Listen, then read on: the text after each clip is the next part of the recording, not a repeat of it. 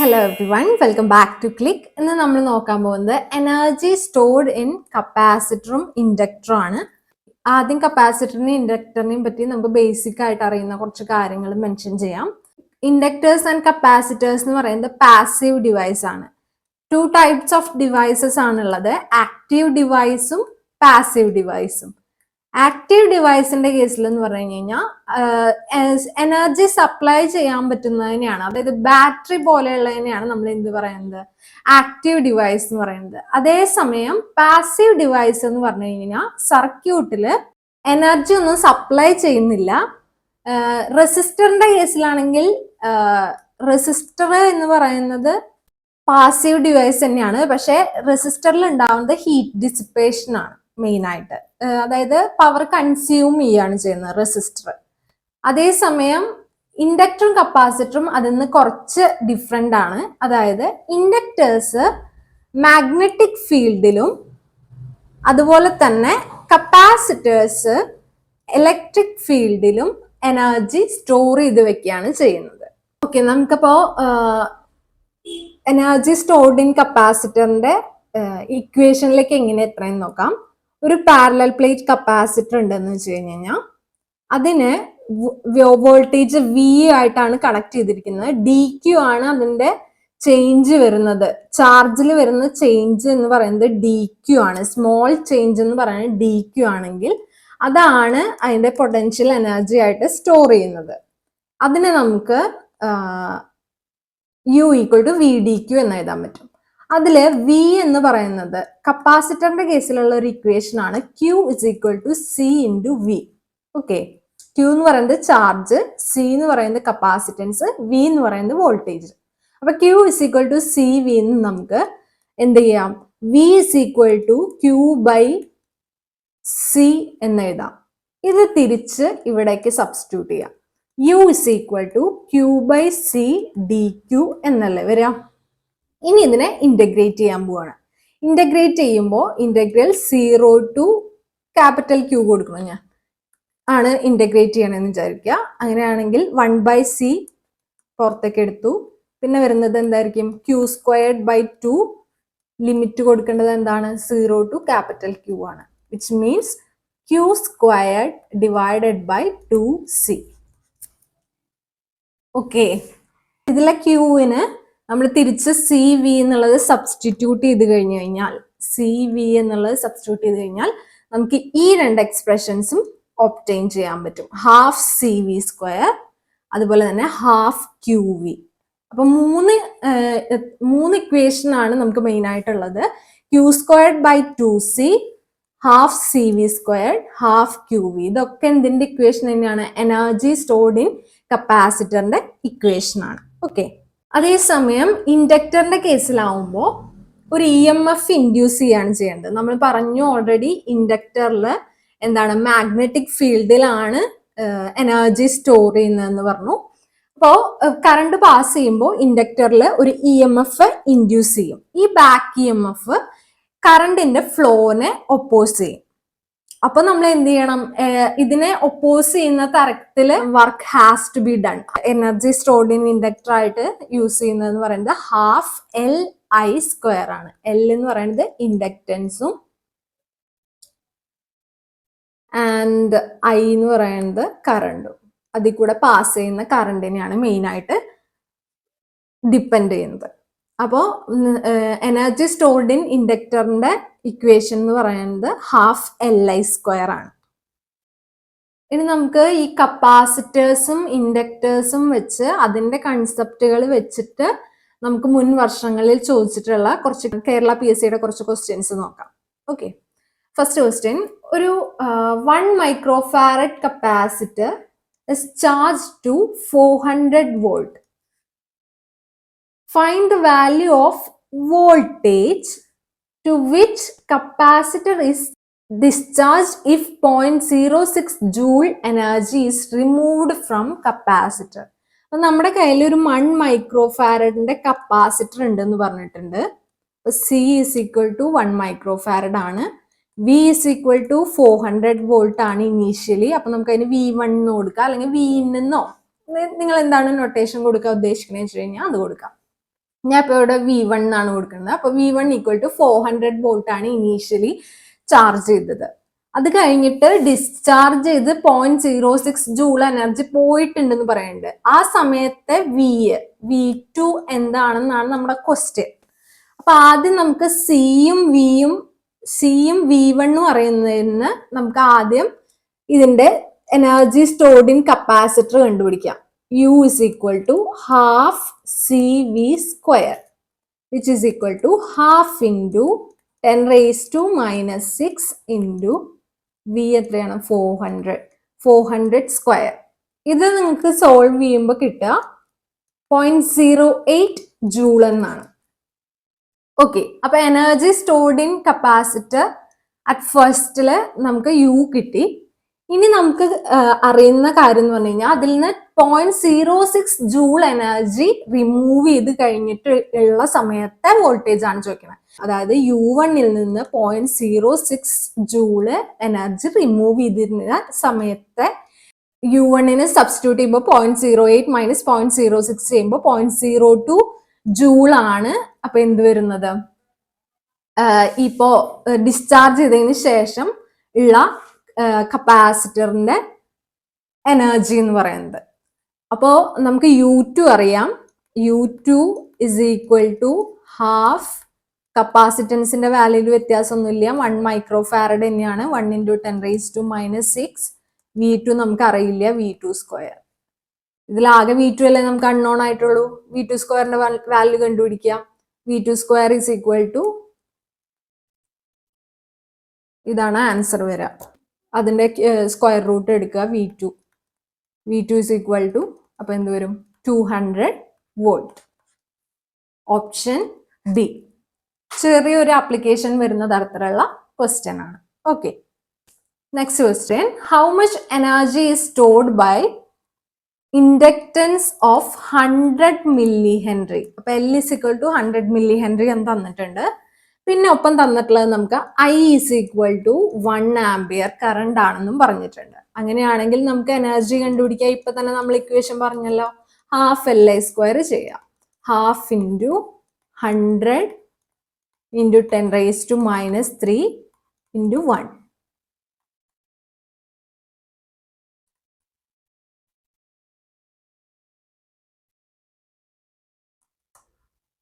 .05 joule. Option C easy അല്ലേ, direct application ആണ്. അടുത്തൊരു ക്വസ്റ്റ്യൻ, കപ്പാസിറ്റൻസ് സി കാൽക്കുലേറ്റ് ചെയ്യാനുള്ള ഫോർമുല എന്താണ്? കപ്പാസിറ്ററിന്റെ കേസിൽ ഞാനൊരു ഫോർമുല പറഞ്ഞിരുന്നു ഫസ്റ്റിൽ തന്നെ, Q is equal to C into V. ഇതിന് സിന്റെ ഇക്വേഷൻ ഏതാണെങ്കിൽ നമുക്ക് എന്ത് വരും, Q ബൈ V. അങ്ങനെയാണെങ്കിൽ ഇതിലത്തെ ഓപ്ഷൻ ഏതാണ്, C equal to Q by V. Option A. Next question, capacitors parallelly connect ചെയ്യുകയാണെങ്കിൽ, ഓക്കെ, നമ്മൾ റെസിസ്റ്റർ പഠിച്ചിട്ടുണ്ടായിരുന്നു. റെസിസ്റ്ററിന്റെ സിമിലർ തന്നെയാണ് നമുക്ക് ഇൻഡക്റ്റൻസിന് വരുന്നത്. ഇൻഡക്റ്റൻസ് സീരീസിൽ കണക്ട് ചെയ്യുമ്പോൾ രണ്ടെണ്ണം L1 L2 കണക്ട് ചെയ്യുകയാണെങ്കിൽ L1 പ്ലസ് L2 എന്നാണ് വരിക ഈക്വലന്റ് ഇൻഡക്റ്റൻസ് എന്ന് പറയുന്നത്. അതേസമയം പാരലലി ആണ് കണക്ട് ചെയ്യുന്നതെന്ന് വെച്ച് കഴിഞ്ഞാൽ നമുക്ക് വരുന്നത് 1/L equivalent is equal to 1/L1 plus 1/L2. Similar to ഏതാണ്, റെസിസ്റ്റൻസ് തന്നെയാണ് വരുന്നത്. പക്ഷെ കപ്പാസിറ്ററിന്റെ കേസിൽ എന്ന് പറഞ്ഞു കഴിഞ്ഞാൽ നേരെ തിരിച്ചാണ്. കപ്പാസിറ്ററിന്റെ കേസിൽ സീരീസ് ആയിട്ടാണ് നമ്മൾ രണ്ട് കപ്പാസിറ്റർ കണക്ട് ചെയ്യണമെന്ന് വെച്ച് കഴിഞ്ഞാൽ ഇതിന്റെ ഈക്വലന്റ് കപ്പാസിറ്റൻസ് കാണണമെങ്കിൽ 1/C equivalent equal to 1/C1 plus 1/C2. അതുപോലെ പാരലൽ ആണെങ്കിൽ നേരെ തിരിച്ച്, പാരലൽ ആയിട്ടാണ് നമ്മൾ കപ്പാസിറ്റേഴ്സ് കണക്ട് ചെയ്യുന്നതെങ്കിൽ C ഈക്വലന്റ് എന്ന് പറയുന്നത് C1 പ്ലസ് C2 ആയിരിക്കും. ഓക്കെ, ഇതൊന്ന് നോട്ട് ചെയ്ത് വെച്ചേക്കണേ, ഇമ്പോർട്ടൻ്റ് ആണ്. ഇൻഡക്ടേഴ്സിന്റെയും കപ്പാസിറ്റേഴ്സിന്റെയും കേസിൽ വരുന്നത് എങ്ങനെയാണെന്നുള്ളതാണ്. അപ്പൊ ഇതിലത്തെ കേസിൽ നമുക്ക് എന്താണ്, ഇവിടുത്തെ ക്വസ്റ്റ്യനിൽ എന്താണ് പറഞ്ഞിട്ടുള്ളത് നോക്കാം. ഇവിടുത്തെ ക്വസ്റ്റ്യനിൽ പറഞ്ഞിട്ടുള്ളത് capacitors are connected in parallel. Parallel ആയി കണക്ട് ചെയ്യുമ്പോൾ എന്താ വരുന്നത്, സം ആയിട്ടാണ് വരുന്നത്. കപ്പാസിറ്റൻസിന്റെ ഈക്വലന്റ് കപ്പാസിറ്റൻസ് എന്ന് പറയുന്നത് C1 plus C2 plus etcetera, അങ്ങനെ എത്ര കപ്പാസിറ്റൻസ് ആണോ നമ്മൾ പാരലലി കണക്ട് ചെയ്യുന്നത് അതിന്റെയൊക്കെ സം ആയിട്ടാണ് വരുന്നത്. അതായത് എന്താ ഉണ്ടാവുന്നത്, കപ്പാസിറ്റൻസ് വാല്യൂ ഹയർ ആവുകയാണ് ചെയ്യുന്നത്. അപ്പൊ എന്താണ് option B, higher capacitance value. Okay, capacitance of a capacitor is increased by. കപ്പാസിറ്ററിന്റെ കേസിൽ അറിഞ്ഞിരിക്കേണ്ട മറ്റൊരു ഇക്വേഷൻ ആണ് C equal to epsilon 0 A divided by D, where A is the area and D is the distance between plates. ഇങ്ങനൊരു equation കൂടി അറിഞ്ഞിരിക്കണം കപ്പാസിറ്ററിന്റെ കേസിൽ. ഇവിടുത്തെ കേസിൽ നമുക്ക് എന്ത് പറയാം, C is directly proportional to A while C is inversely proportional to D. Distance between പ്ലേറ്റ്സിന്റെ ഇൻവേഴ്സ്ലി പ്രൊപ്പോർഷണൽ ആണ്. അതായത് D കുറച്ച് കഴിഞ്ഞ് കഴിഞ്ഞാൽ കപ്പാസിറ്റൻസ് കൂടും. ഡിക്രീസിങ് ഡിസ്റ്റൻസ് ബിറ്റ്വീൻ പ്ലേറ്റ്സ് ചെയ്ത് കഴിഞ്ഞാൽ എന്ത് ചെയ്യും, കപ്പാസിറ്റൻസ് ഇൻക്രീസ്ഡ് ആവും. ഡിക്രീസിങ് പ്ലേറ്റ് ഏരിയ ചെയ്യണമെന്ന് കഴിഞ്ഞ് കഴിഞ്ഞാൽ എന്ത് വരും, C is proportional to A ആണ്. അപ്പൊ എന്ത് വരും, കപ്പാസിറ്റൻസും കുറയാണ് ചെയ്യുക. ഇൻക്രീസിങ് ഡിസ്റ്റൻസ് ആണെങ്കിലോ C is inversely proportional to D ആണ്. ഇത് ഇൻക്രീസ് ചെയ്യുകയാണെങ്കിൽ കപ്പാസിറ്റൻസ് എന്തുണ്ടാവും, ഡിക്രീസ് ചെയ്യാനുണ്ടാവും. അതുകൊണ്ട് ഇവിടുത്തെ ഓപ്ഷൻ ഏതാണ് വരിക, ആൻസർ വരുന്നത് option B, decreasing distance between plates. ഇത് കുറച്ച് ട്രിക്കി ആയിട്ടുള്ള ക്വസ്റ്റ്യൻ ആണ്, നമ്മൾ പെട്ടെന്ന് തെറ്റിക്കാൻ സാധ്യതയുള്ള ഒരു ക്വസ്റ്റ്യൻ ആണ്. കപ്പാസിറ്റീവ് റിയാക്ടൻസിന്റെ യൂണിറ്റ് ആണ് ഇവിടെ ചോദിച്ചിട്ടുള്ളത്. എന്ന് വെച്ച് കഴിഞ്ഞാൽ XC, അതിന്റെ യൂണിറ്റ് ആണ് ചോദിച്ചിട്ടുള്ളത്. ഓക്കെ, കപ്പാസിറ്റൻസിന്റെ യൂണിറ്റ് ആണെങ്കിലാണ് ഫാരഡ് വരുന്നത്. ഇൻഡക്റ്റൻസിന്റെ യൂണിറ്റ് ആണെങ്കിലാണ് ഹെൻറി വരുന്നത്. വോൾട്ടേജ് പിന്നെ നമുക്ക് അറിയാം, വോൾട്ടേജ് അല്ലെങ്കിൽ EMF കേസിലാണ് നമുക്ക് വോൾട്ട് എന്നുള്ള യൂണിറ്റ് വരുന്നത്.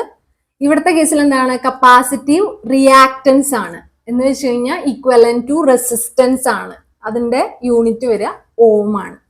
ഇതിൽ കപ്പാസിറ്ററിന്റെ കേസിൽ ഇൻഡക്ടറിന്റെ കേസിലുള്ള ഫോർമുലാസ് നമ്മൾ രണ്ടും പഠിച്ചു വെക്കണം. Inductive capacitive reactance XC is equal to 1/2 pi FC എന്നാണ്. അതേസമയം inductive reactance XL equal to 2 pi F into L. F എന്ന് പറയുന്നത് ഫ്രീക്വൻസി ആണ്, C കപ്പാസിറ്റൻസും L ഇൻഡക്റ്റൻസും ആണ്. ഓക്കെ, അപ്പൊ ഈ രണ്ട് ഇക്വേഷൻസും കൂടെ ഒന്ന് നോട്ട് ചെയ്ത് വെക്കണം കേട്ടോ. Next question, what is the capacitance of a capacitor if 10 volt V തന്നിട്ടുണ്ട്, 10 വോൾട്ട് ആണ് അപ്ലൈ ചെയ്തിട്ടുള്ളത്, and stores A charge of 10 coulomb. അപ്പൊ ക്യൂവും തന്നിട്ടുണ്ട്, 10 കൂളം ആണെന്ന് തന്നിട്ടുണ്ട്. അങ്ങനെയാണെങ്കിൽ കപ്പാസിറ്റൻസിന്റെ വാല്യൂ എന്താണ്, C equal to Q divided by V, which is equal to 10 divided by 10, which is equal to 1 farad. അപ്പോൾ ആൻസർ എന്താണ്, option A. Which of the statements is or are correct about the capacitive reactance? Capacitive reactance നെ പറ്റിയിട്ടുള്ള statements ആണ്. നമുക്ക് നോക്കി നോക്കാം ഓരോന്നും. Opposition offered to the flow of alternating current by കപ്പാസിറ്ററിനെയാണ് നമ്മൾ എന്ത് പറയുന്നത്, കപ്പാസിറ്റീവ് റിയാക്ടൻസ് എന്ന് പറയുന്നത്. അപ്പൊ ഓപ്ഷൻ 1 എന്ന് പറയുന്നത് കറക്റ്റ് ആയിട്ടുള്ള സ്റ്റേറ്റ്മെന്റ് ആണ്. രണ്ടാമത്തെ അവിടെ നിൽക്കട്ടെ, നമുക്ക് മൂന്നാമത്തെ ഓപ്ഷൻ കൂടെ നോക്കാം. Directly proportional to capacitance of capacitor എന്നാണ് പറഞ്ഞിട്ടുള്ളത്. അതായത് XC is proportional to C capacitance. XC is proportional to C ആണോ, അല്ല. കാരണം നമ്മളിപ്പോ തന്നെ പഠിച്ചിട്ടുണ്ടായിരുന്നു XC is equal to 1/2 pi FC, which means XC is inversely proportional to C. അപ്പൊ option 3 എന്ന് പറയുന്നത് എന്താണ്, റോങ് ആണെന്ന് മനസ്സിലായി. അപ്പോ കപ്പാസിറ്റീവ് റിയാക്ടൻസ് എന്ന് പറയുന്നത് ഇൻവേഴ്സ്ലി പ്രൊപ്പോർഷണൽ ടു ഫ്രീക്വൻസി ആണ്. അത് ഈ ഒരു പെർട്ടിക്കുലർ ഇക്വേഷനിൽ തന്നെ നമുക്കറിയാലോ, XC is proportional to എന്താണ്, 1/F. അപ്പോൾ രണ്ടാമത്തെ സ്റ്റേറ്റ്മെന്റും കറക്റ്റ് ആണ്. അപ്പോൾ 1 and 2 ഓൺലി, ഓപ്ഷൻ A. ഒരു സർക്യൂട്ടിലെ 2 കപ്പാസിറ്റേഴ്സ് ഉണ്ട്, 10 മൈക്രോഫാരഡ്സിന്റെ ആണ്, സീരീസ് ആയിട്ടാണ് കണക്ട് ചെയ്തിട്ടുള്ളത്. സീരീസ് ആണ്, കപ്പാസിറ്റർ ആണെന്ന് ഓർക്കണം, സം അല്ല വരിക. C equivalent is equal to 10 divided by 2, which is equal to 5 microfarad. അപ്പൊ ആദ്യം തന്നെ നമ്മൾ സി ഇക്വലന്റ് കണ്ടുപിടിച്ച് വെച്ചു. എത്ര വോൾട്ട് സപ്ലൈ ആണെന്ന് തന്നിട്ടുണ്ട്, 20 വോൾട്ട് സപ്ലൈ ആണ്. അങ്ങനെയാണെങ്കിൽ charge Q is equal to C into V, C equivalent into V. അപ്പൊ എന്ത് വരും? 5 ഇൻറ്റു 10⁻⁻6 ഇൻറ്റു 20.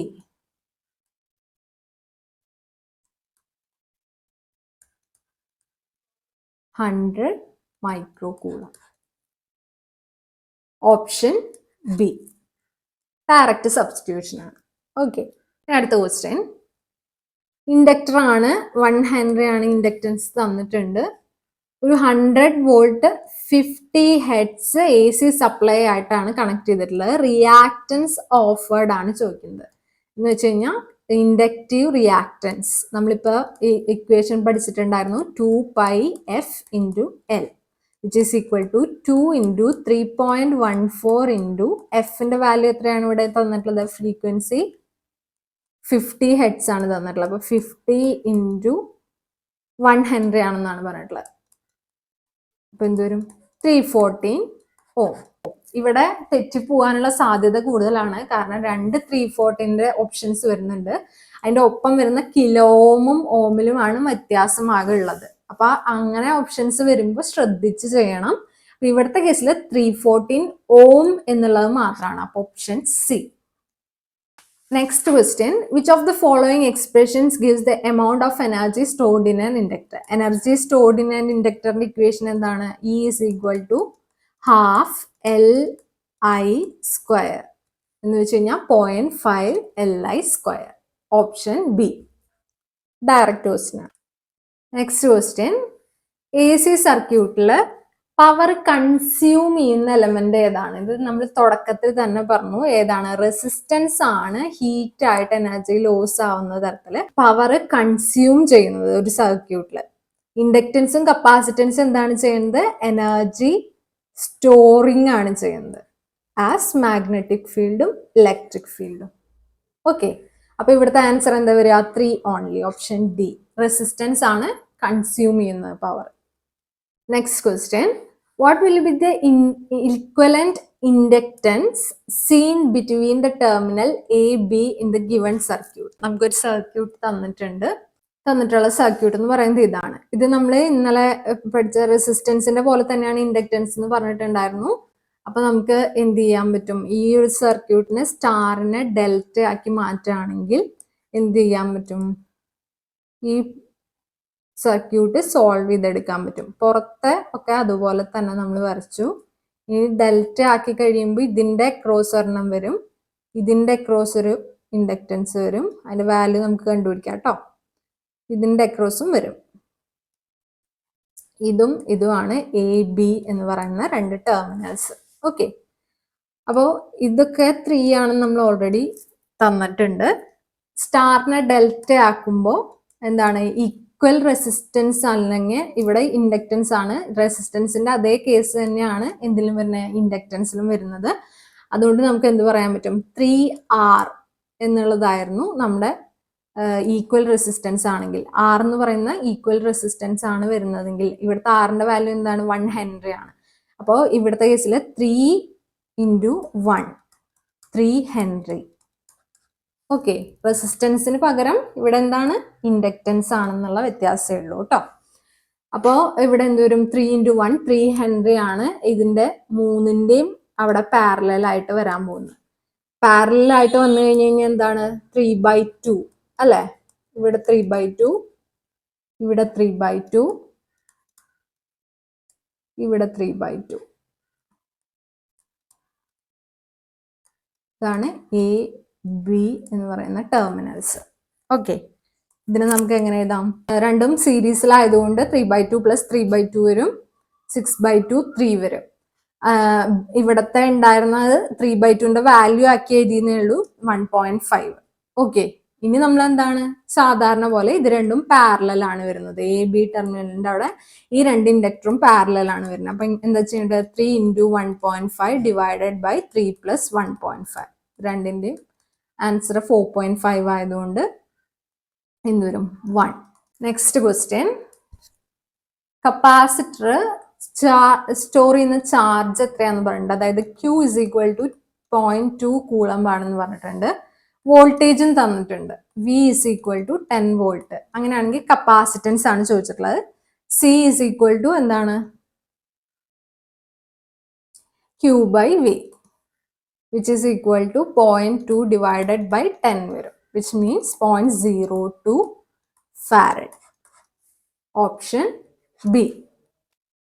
ഇനി അടുത്ത ക്വസ്റ്റ്യൻ, രണ്ട് കപ്പാസിറ്റേഴ്സ് C1ഉം C2 നമ്മൾ സീരീസിലാണ് കണക്ട് ചെയ്യുന്നത്. സീരീസിൽ കണക്ട് ചെയ്യുമ്പോൾ എന്താണ്?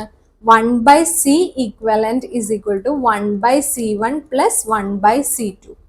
അങ്ങനെയാണെങ്കിൽ എഫക്റ്റീവ് കപ്പാസിറ്റൻസ് എന്തായിരിക്കും? Obviously less than C1 and C2 ആയിരിക്കും. ഓപ്ഷൻ ബി ആണ് ആൻസർ വരിക. Next question, what is the capacitance of a capacitor that requires 1 mC, 1 milli coulomb ആണ് ക്യൂവിന്റെ വാല്യൂ തന്നിട്ടുള്ളത്. ടു ചാർജ് ഇറ്റ് ടു എത്രയിലേക്ക്? 50 വോൾട്ട്. അപ്പോൾ V is equal to 50 volt. നമുക്ക് capacitance കാണാറില്ലേ? C equal to Q divided by V, which is equal to 1 into 10 raised to minus 3 divided by 50 വരും. എന്ന് വെച്ച് കഴിഞ്ഞാൽ 20 മൈക്രോ ഫാരഡ്. Option B. അപ്പൊ ഇതൊക്കെയാണ് കപ്പാസിറ്റർ ഇൻഡക്ടറും ആയിട്ട് റിലേറ്റഡ് ആയിട്ട് മുൻ വർഷങ്ങളിൽ കേരള PSC ചോദിച്ചിട്ടുള്ള ക്വസ്റ്റ്യൻസ് എടുത്തിട്ടുള്ളത്. മിക്കതും ഡയറക്റ്റ് സബ്സ്റ്റിറ്റ്യൂഷൻ തന്നെ ആയിരുന്നു. അപ്പോൾ ചെറിയ ടോപ്പിക് ആണെന്ന് വിചാരിച്ച് വിട്ട് കളയരുത്. കാരണം ഒരു ക്വസ്റ്റ്യൻ പേപ്പറിൽ തന്നെ 2ൽ കൂടുതലൊക്കെ ക്വസ്റ്റ്യൻസ് സെയിം ഈ ടോപ്പിക്കിൽ നിന്ന് തന്നെ വന്ന് കണ്ടിരുന്നു. അപ്പൊ ഇത്രയാണ് ഇന്ന് നമ്മൾ നോക്കാൻ ഉദ്ദേശിക്കുന്നത്. നെക്സ്റ്റ് വീഡിയോയിൽ വീണ്ടും കാണാം. Bye for now.